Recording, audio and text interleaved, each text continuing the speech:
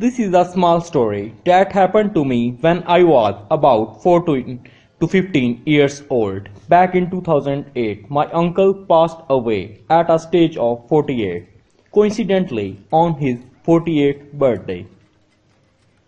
Only odd things because it's key information related to the story.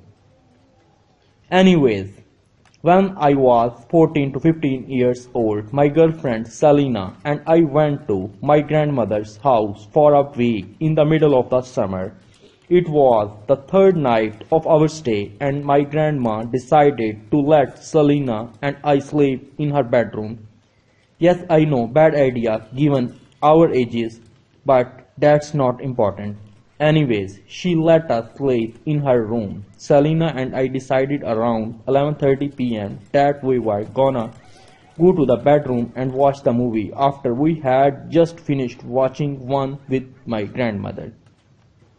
My grandmother slept on couch while we were there. Anyways, a few hours had passed and at this time I was around near 3:10 a.m. there. Selena had passed out and I was sure my grandma had too. I was lying beside Selena playing my Xbox and all of a sudden I heard someone or something in the kitchen. I figured that it was grandma waking up to make her early morning coffee. However, quickly realized that was not the case. I peeked out into the kitchen only to see apparition of a man standing there staring at me with a cup of coffee. I quickly woke Selena and asked her if she saw what I was seeing. She said we both slowly moved out past the kitchen table and into the living room where my grandmother was actually awake and sitting in her chair in the dark. At this point I noticed she was staring into the kitchen. I asked her, "Gram, what are you looking at?" She explained to us that she saw exactly what Selena and me both saw.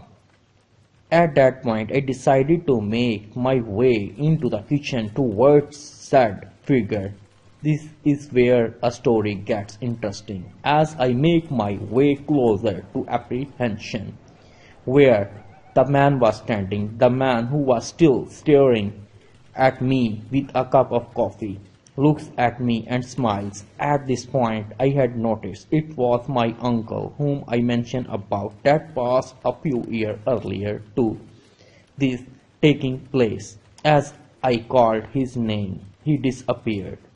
What was freaky was the fact that there was a fresh cup of coffee sitting on the counter with a spoon still inside it. I walked over and picked it up.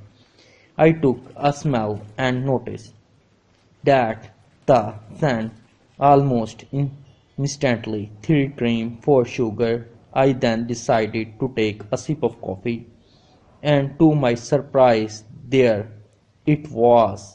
Taste exactly that how my uncle and me both loved drinking our coffee in their life, and I was totally scared at that point.